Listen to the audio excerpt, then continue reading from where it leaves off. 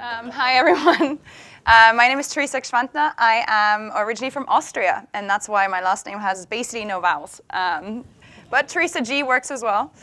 I am the head of product marketing, as mentioned, at Contour, which is a French tech scale-up. We were, for a heartbeat, the most valued scale-up in France. And then Back Market came, and then Dr. Lieb came, so now we're a third, but still. Super fast growing, so I'll get to that in a minute. But quickly, a bit of background about myself.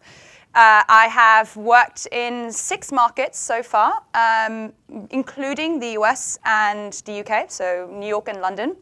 And so have always had a background mostly customer-centric in sales. Actually, I was a sales rep myself at one point, and then moved into product, and then most recently started the product marketing team from scratch with Rita, who's here with me today, from 2 to now we're at 10 in the team. So what I want to talk to you about is launching fast and every 2 weeks. It is possible. It's not easy though. And I think efficiency is key. So what I want to talk to you about today, and I hope this can actually support you in no matter how big your organization is or how fast your organization is growing, I think having the right tools in place to be more thoughtful. As we heard several times today, we have 1 million stakeholders to deal with. We have so many different processes to manage, so many different updates to make, so many different kinds of skills that we need to hone in on, that I think it is a combination of having the right operating system. So I'm going to talk to you about something really interesting called the Toyota Production System. It is the car manufacturer, so this is what we use at Contour. So I'll speak to you a bit about that. And then also, of course, people are the super important other element of that, which in this case, I want to speak to you a bit more about subject matter expertise. How helpful is it? Is it also stifling in some capacity? And then what does that mean for us in the product roadmap? And then, of course, we are a huge believer in continuous improvement. And I think it's very nice because I can tell in the audience, everyone realizes that we're not perfect, and it still is a profession that isn't completely defined. I love the comments earlier about it's also kind of nice that we are the ones who get to define this. So I'll speak to you a bit about what we've had with regards to learnings and how we do continuous improvement on a day-to-day. I know I'm your last session before lunch, so I'm trying really hard to be energetic. But let's kick off. So Contour. Quick question in here. I don't know if you have any entrepreneurs. Has anyone tried to start, by show of hands, a company before? Oh, a couple of people. All right, actually, quite a few. How easy was the process when you went to the bank? Anyone enjoyed that? Silence? Okay. This is really the core problem that we're trying to solve at Contour. We're realizing the traditional banks and having to actually create a company or run a business with a traditional bank is very painful. And so what this idea came about was actually our 2 co-founders in 2017 beforehand had their own startup where they realized how painful it is to even get anything going and then actually manage your business on a day-to-day. So if you look at us, we can be kind of compared to, even though I hate to say it, but we can be compared to maybe a Revolut for B2B or an N26 for those of you for more like mainland Europe. But that's really what we do. So we have a solution that encompasses not just basic banking, but also bookkeeping, spend management, or expense management, analytics, and so on. So we keep building onto this complex product, adding product every 2 weeks. So you see us here. We launched in 2017, as I mentioned, in France only at first. But what I think is incredible is actually French tech. I'm going to give a huge shout out for French tech here. Everything is done in English. Otherwise, people like me couldn't be working there, so it's really great. And we use Notion as well. I saw a couple of Notion lovers in here. And so we've grown from 25,000 customers to launching in other markets, launching these additional product offerings that I just mentioned. And recently, just raised Series D. So that's why we're a unicorn.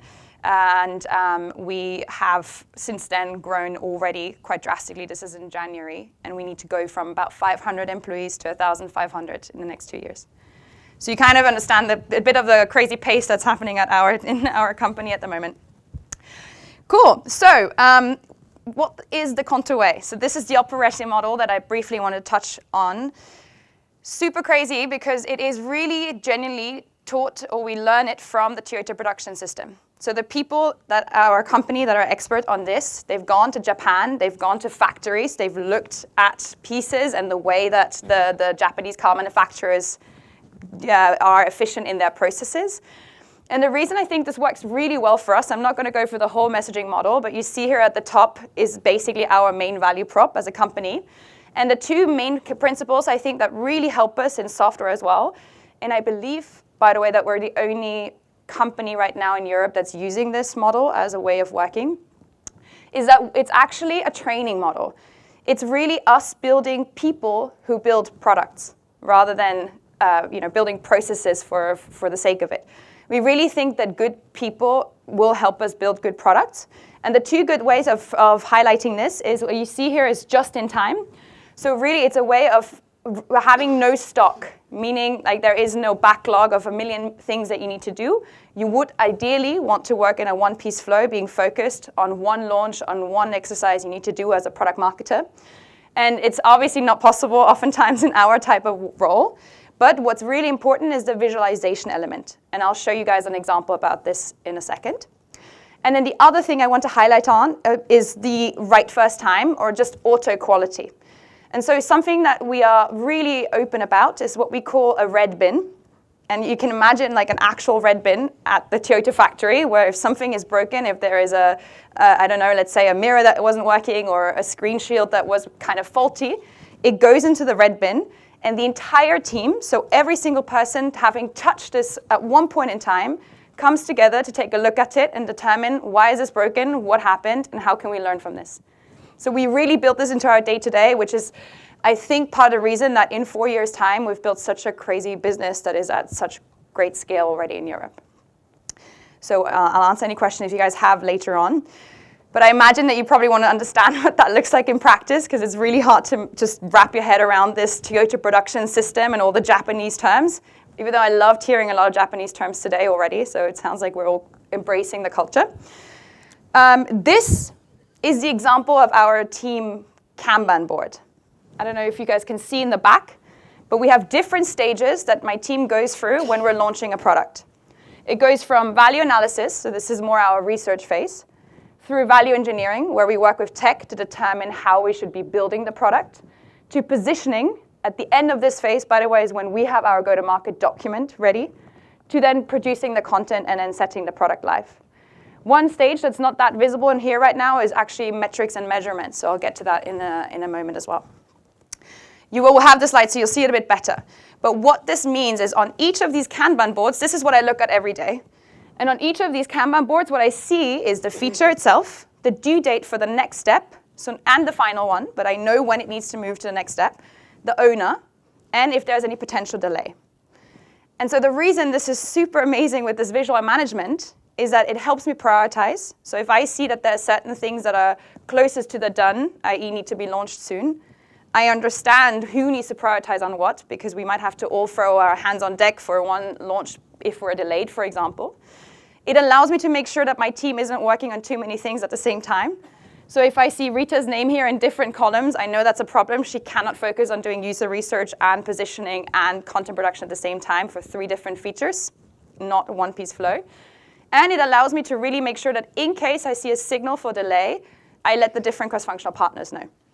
So really incredible. Again, this is super easy to build on Notion. I'm happy to talk to you all about it because I'm a huge fan of this, and it's really helping us be extremely efficient and make sure that we prioritize our time at the right time in the right place.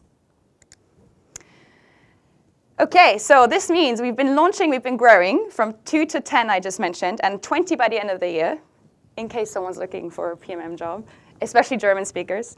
Just want to throw that out there. And so what we've recently done about 4 months ago is actually restructured on subject matter expertise. And so what I would like to do is briefly share with you our experience of whether or not that was good or bad, and what is good about it and what's maybe not so good about it. In general, I still believe it's the right way to go, but I will give you a bit of highlight on that. So this is my team right now. So you'll see that Rita, for example, focuses on team spending. We have someone else that's focusing on analytics or cash flow management, someone else that's working on bookkeeping. So really, these PMMs are part of a really, really coherent cross-functional team. We sit under the CPO. So it's actually, I don't know how many, actually show of hands, who sits in marketing in the room? Oh, wow, okay. And product? So actually I would say probably 60%, 70% marketing, 40% product probably. Interesting. So this is the first time when I used to work at LinkedIn and WeWork, I was actually always part of the sales and marketing team. And this is the first time I'm also part of the product team. I actually find it super beneficial, and I get to that in a moment. But in that case, we have this very small cross-functional team that always works very well together. So by far, the pros of this is the fact that we really understand the customer. The more complex your product gets, the harder it is to understand your user lifecycle and understanding each of the different stepping points. Who is using bookkeeping, who would find it more valuable, maybe you have two different personas. So it's very, very helpful for my team to become a specialist on their topic itself and build that knowledge with the CFT in product. In addition, I'll obviously help have a great relationship with the product team. And so we really get to influence the product roadmap. I'll get to that in a moment as well. And in general, it's just more efficient and better quality decisions for the roadmap as a whole, because we have followed the product for a long period of time of doing lots of research, testing, and seeing things. And then lastly, I would say that as a PMM yourself, depends what you're into, obviously, but in my personal opinion, I feel like it's a very varied day because you're working with the product team to develop the product, but then you're launching the product, you're tracking how it's working. You might want to make an improvement, so you go back to the product team. So it's a very diverse day-to-day. Of course, there's cons as well. And for me, one of the biggest ones is the fact that we don't have business subject matter expertise. This means I don't have anyone on the team that brilliantly knows how to run acquisition campaigns. I don't have someone who is a CRM expert or even just like how to do sales enablement. So I was very happy to hear your session, David. Thank you. So we don't actually have this kind of expertise, and you need to almost do it all over again each time a PMM does a launch, which happens because we're such a big team now, probably once a month a PMM is doing a launch. When it comes to our marketing org, so again, we sit under CPO, not CMO, it's also hard to then continue building the stakeholder management if you're doing one launch a month. So it's not as straightforward. And when you go to market, you have to rethink about all the channels you want to activate depending on the feature you're working on. So again, not as straightforward. And lastly, I think it's really just less bandwidth for doing innovation sometimes. Because I really would love for us to try maybe a sponsored ad campaign in a certain way that we've never done before. We typically don't have bandwidth for this. So it's a bit of a shame. However, again, coming from sales, I'm a huge believer in customer centricity and curiosity. So I really think that because my team knows the customers inside and out, the way that we build the product are so much more user-centric, and we really are building, with our commercial background as well, a better product market fit. So if I made a recommendation, this would be it. And so, as I just mentioned, biggest part for me is the fact that we have an impact on the product roadmap. What do you guys think is the importance of being involved in the product roadmap, building a good product roadmap?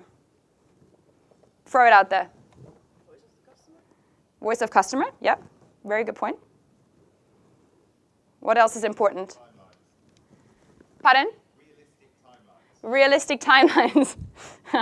You try my team on that one. It's impossible. But yes, it's very important. Anyone else have any ideas? Yeah? Finding a good market fit. Good product market fit. And what do you need for that? What do you think is the most, that doesn't really exist anywhere else?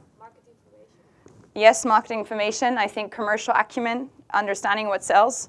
That's really our team's USP, in my opinion. Yes? Don't get into the building trap. So basically putting into the roadmap everything that's Yeah, trust me, don't go into the building the roadmap out or put everything into the roadmap was the answer. And if you asked us, we plan our roadmap 3 months ahead. If you asked me what we're launching next year, no idea. I don't know what we're going to be at that point. It's like we definitely aren't like this. Yeah. Sorry, there was one more hand. Yeah, giving transparency to potential customers or your existing customers. That's a really, really thoughtful point. I don't even think I have it on the slide. Being transparent with your customers. Yes. So target customer, pain point understanding, really understanding. And this is a very American term that I picked up when I was living in New York, but it's really like a vitamin versus a painkiller. You want to get the painkillers because that's what sells. So how do you differentiate? Understanding commercials, so we talked about this briefly. Feasibility, so timelines, definitely something that's important. Okay, so you guys are really completely aligned with why we think it's so important to be part of the roadmap. So a couple of thoughts on that. I think we briefly brought it up also with the storytelling. I thought that was really powerful. The why is so important. Understanding why we're doing things. And the worst part is that usually in product organizations with the product or the engineers, if they don't really understand the why, it's a really hard point to build the right feature for the customer. So I'm super grateful that my team is not only involved, but also can actually help steer, like, why should we be doing certain features. The how, it's quite technical, but I still think it's very important for my team to understand what it takes to then deliver on this solution and proposition to the customer. Oftentimes, if you have worked with engineering teams before, they want to cut the fluffy things because that's what takes too long. But then typically the fluffy things are our way of adopting the product or being user-centric. So it's very important that my team sees how they end up building it so that we can actually make sure we put our foot down to keep the important parts for our customers in the product. And then the what. We talked a little bit about competitive intelligence earlier today. For me, it's really important that my team hears and sees reactions from customers, as well as understands how competitors speak about certain features. Because in my opinion, if you've done all this research beforehand, you know the kind of language you need to use for your customers, and you know how to speak in the voice of your customer. It's really important. And again, going back to efficiency, we launch so often. If you've been involved in this entire process and the entire time along, writing a go-to-market, a positioning and messaging is like, it's not super easy, but it makes it a lot easier because you already understand what pain points you're solving for. Quick note on why it's sometimes not as easy if we're involved in the product roadmap. For us, again, one-piece flow, so I briefly mentioned that. It's sometimes hard then to be focused if we're trying to be across 3 different products at different stages. It's difficult.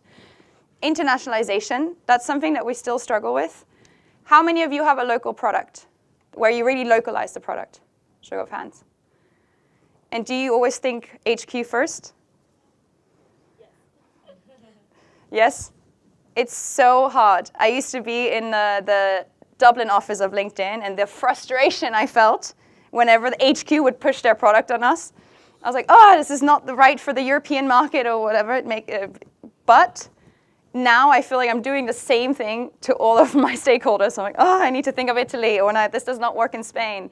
And unfortunately, because we're so stretched and we do this as part of the global feature, we oftentimes don't have the time to really think local, which I think is a shame.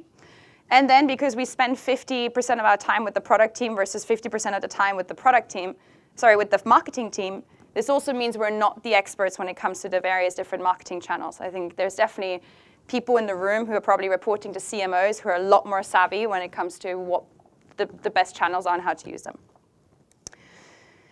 So I mentioned that we launch a lot. And I don't know if anyone in the room has a similar launch schedule, or at least familiar, similar, fast. Which company do you work for?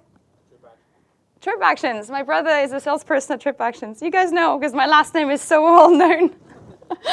Really easy to forget. Trip Actions, yeah, I know you guys also just launched Liquid, so like there's a lot of launches happening fast. But I think this next quick section, it's not actually just for people who are over-launching and basically inundating customers. But in general, I think it's really important to think about the right way to communicate to customer, no matter what your product is and how often you speak to them. So on that note, what do you think are the most important aspects when it comes to communicating to customers? And I give you a hint, it's 3, in my opinion. So throw something out there. Communicate on time. Timely, completely agree. Yes?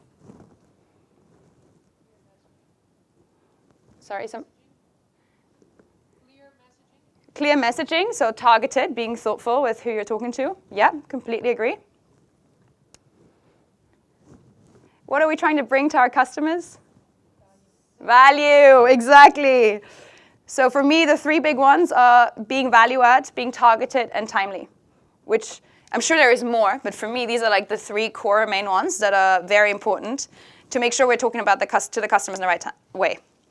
And so for me, the best way to do this is really understanding the current customer journey. And so that comes into various different forms. So understanding the current situation. So before they had your product, how did they do it? And that's how you understand timeliness. What point in time should I be sharing this information with the customer? Behaviors. So what kind of behaviors do you want to take from the outset into your product and make sure that you're actually building around? Really important as well. And then trackability. So this is more so like how can we be targeted and make sure the communication goes out to the right person at the right time. I'll give you quick 3 examples that we have at Konto, just to make it a bit more real. So we have a card, a payment card, that is called the X card. And even though everyone gets it because it's actually slick and metal, and this is so funny, guys, like seriously, there is no other value prop in people's heads except I want a metal card that's heavy. It's the main buying persona, but anyway. What we're trying to build at the moment is the fact that it actually has 0 foreign exchange. And so if you think about it, somebody who keeps spending on foreign exchange and keeps having fees, they would appreciate if you actually upsold them in a nice, thoughtful way by saying, hey, sorry, but it looks like you're spending, I don't know, 15 euros a month on foreign exchange. Upgrade 10 euros more, and you actually get an X card that's heavy and metal and looks good, and you pay no foreign exchange. So it's one trigger we're working on. Another trigger that I would like to highlight is we are just launching our new product for invoicing. So I don't know if it's that official, but you guys won't tell. And what we basically allow our customers to do is invoice their clients directly from our bank account, meaning when they get paid, it's directly in their bank account ASAP. So it's a really great way, especially for freelancers, entrepreneurs. Getting money in is what you need every day. And so what we're thinking about there is for a trigger, if we see incoming transfers on a regular basis from different counterparties, we assume you need to invoice your customers. So in that very moment in time, again, triggered comms about, hey, we now have this invoicing tool. It's super thoughtful. You can just use it within the app and get paid faster.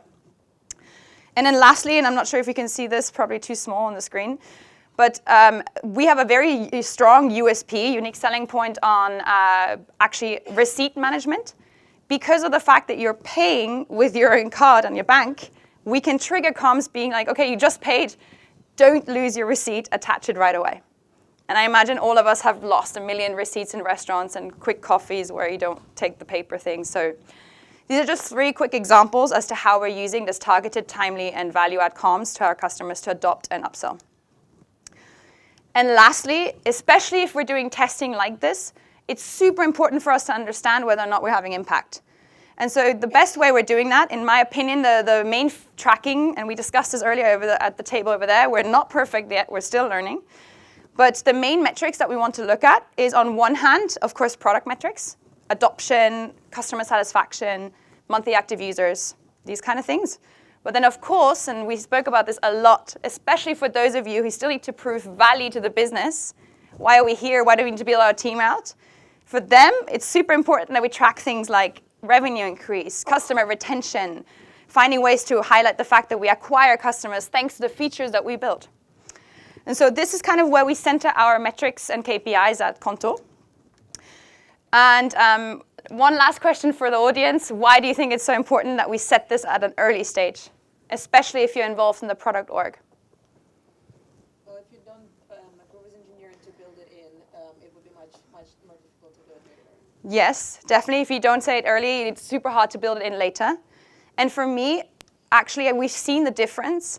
The product turns out differently. If you set, that's why for me, the most important part about setting the success metric before you even build the product is because you will build it differently depending on what your North Star is.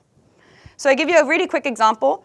We just launched a feature that will allow our customers to activate by card and on their mobile phone. And the main questions that we had to ask ourselves while we're setting the success metric was, why are we building this product? At the end of the day, taking a step back, like, why are we doing it? We're trying to increase active customers on Konto. Full stop. What impact are we expecting to have from this? More active customers, which leads to more revenue, et cetera, et cetera. And then how is it actually reflected in our customer behavior? Right now, customers can use their card to top up on desktop, but not on mobile. So funnily enough, the initial reaction of our product team was like, okay, perfect. Let's just track how many top-ups come from mobile versus desktop. And I was like, no, that's not what we're trying to achieve here. What we're trying to achieve is to have more active customers. So what we really should be looking at is actually how can we increase the conversion from accepted organizations, those are the ones that we say are verified, to doing their first income, their first top up from X% to Y% at this point in time. And the reason why this was so important is because I didn't want to just make the top up easier so some people will use mobile versus desktop. I wanted us to increase the share of customers that actually are active. A small, subtle difference, but very important. And then lastly, quickly, I really want to highlight that we don't know exactly what we're doing, and we're constantly practicing, constantly checking and testing. So we recently launched another feature called Card Request, and this allows employees to request a card from their manager. Let's say if they come to this conference and they want to buy a train ticket for 100 euros, they can request it directly in app. And we were like, this is a brilliant feature. We asked a lot of customers, and they all loved it, and they want it. We launch it. We see very limited adoption. We're like, how is this possible? This cannot, we don't understand. We did all this research. Then we looked into data to see who's using this feature and who isn't. And then we looked at actual customers, and we talked to them. We said, like, why aren't you using this feature? We don't understand. And lastly, what we realized was that actually, on one hand, employees didn't feel confident enough to just request money from their managers. It was a very harsh step to take. And on the other hand, we realized that actually managers, they didn't understand the use case of the one-off payment. They were still so used to expense reports that they're like, well, just go pay for it out of pocket. So now we are obviously activating users. We're doing a lot of work on this. But what I basically want to highlight here is that continuous improvement is built into the way we work, even though we launch on a regular basis and very fast. Because for us, the whole model is about having a good way of training people and using people's brains. And that's why I think the last thing I'll say is, for me, good thinking, good product. And yeah, continuous learning. So if you have any more ideas, tell me later on at lunch. Thank you. Thank you. Thanks, Teresa. Let's talk about some use cases maybe later. I'll hop with our head of finance on a call. Okay, how does your team focus on post-launch awareness and growth when you're continuously launching so many features/products? Rita's like, very, very difficult. So right now, we are trying to change our process slightly. So the way that we work is because we work one-piece flow, the moment the CFT or the squad or whatever you want to call it launched a product, they move on to the next. So what we're hoping to do now is with the success metrics is that we actually give ourselves a 2-week buffer on which the engineering and tech teams actually can work on improvements and other small things, so that once we have results of the first 2 weeks, we can actually use their bandwidth in case we need to actually continue improving the product and the awareness and the feature itself. Not in place fully yet, but we're working on it. How do you handle the multiple sign-offs and approvals typically involved in launching anything? That's a really great question. And I can't remember who said it. I think someone from Molly earlier about how our stakeholders grew from 5 to now 50. It resonated with me so much because we're in the same boat. Again, we're going from 500 to 1,500, and it's not just my team that's exponentially growing. So I think what we try to do is we have ways of working, and we have something else that's coming from the Toyota production system called a standard. And this is a way for us to define how we want to work together. It's not a process. It's not detailing you step 1, step 2, step 3, but it's telling you key points that will lead to a successful collaboration. So key points of us talking to customer success, for example. They need to have visual recording of how things work within the app. They need to have the content at least a month beforehand. They need to have it in French oftentimes because we have a lot of French customers and they don't really speak English as well, the customer success team. So I think because we have these kind of standards that constantly evolve every time we have what we call a red bin, my team is pretty clear now on what it takes to get everyone on board. And then we get them on board before we even communicate about the go-to-market. We first align individually with everyone, and then we share what we're planning on doing with the entire organization. Was there a need from customers to launch in such a quick pace? Why did you decide to do it so? Isn't there a chance you lose them because you go too fast? For sure. We definitely have customers who complain about like, content's getting overwhelming and I have so many options now. And these are usually like the no ageism, but it's usually like older, not in tech savvy people who are just not as into the many improvements we're making. Frankly, I think we're super ambitious. We have crazy ambitious founders. And I think partially it was also gearing up to Series D. We needed to have the right financial service solution ready. And now we want to just continuously add value to our customers. The whole point is like we're only paying 9 euros per month, but we're adding value to you every month. That's kind of the mindset from our founders. And connected to this, do you prioritize your feature and product launches somehow? And if yes, how? Yes, so I think I briefly talked to you guys about this on the table, but because we launch so often and our poor cross-functional partners cannot differentiate anymore, they're like, what is this, what's that, do you need me on this, do you need me on that? We actually created 4 different product launch categories. So we have epics, we have major acquisition, and then major improvement, and then we have aware. And so depending on what we need, okay, the business focus right now is acquisition. So we could reprioritize the features that will help us with acquisition. Or we want to improve revenue, or we want to retain customers. So that's how we try to align with, and it was spoken about earlier as well, with the business OKRs on what we should be focused on in product as well. Is this framework something you're willing to share? Yes, of course. We have, it's just a suggestion, but we have each of these the main categories, plus what channels we would recommend. So that my head of acquisition, when she sees a launch that is major improvement, she knows she doesn't need to be aware of it because it's not really impacting her. It really helps us make sure that we also streamline the right communication to the right people. How do you continue to stay market and customer experts for messaging as the market and needs change, considering you're so inundated with execution? That's a great question. So we actually, I hugely believe in best practice sharing. So on one hand, we have amazing people on the team who do have certain core skill sets that are stronger than others. So we have the team present back something great they did recently to constantly share best practice and knowledge. But then also, I always bring cross-functional partners into my weekly team meetings. So for example, the head of revenue growth, I want to understand what are her challenges, what are her opportunities, what's she working on, what keeps her up at night. This way, my team also knows how to best work with her and is learning from the ways that they're learning. Plus, we always have speakers, and if any of you, by the way, want to come and speak at my team meeting, I'd be happy to have you. Do you use jobs to be done model when preparing a proposal for a new feature? Not us. Sometimes they use it in the product org to determine, but frankly, I think there's a lot of jargon around that makes it really hard for everyone to work around it together, so we keep it super simple. What's the objective? What's the pain point? How do we solve it?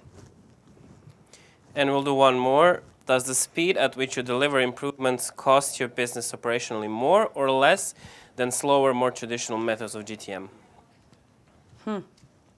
Great question. I think because we have such a great process as to how we work, I would say it probably costs us less because we're so efficient at each step. However, and I'm being super transparent with you, this also meant that we've launched some features that were probably not must-haves because we thought them at the time, we're like, let's launch, and then in hindsight, we're like, didn't really need that. So I'd say that we have some waste because we're launching so fast, for sure. Thank you, Teresa. Cool. Thank you, everyone. Let's go for lunch. And none of this is mine. Yeah.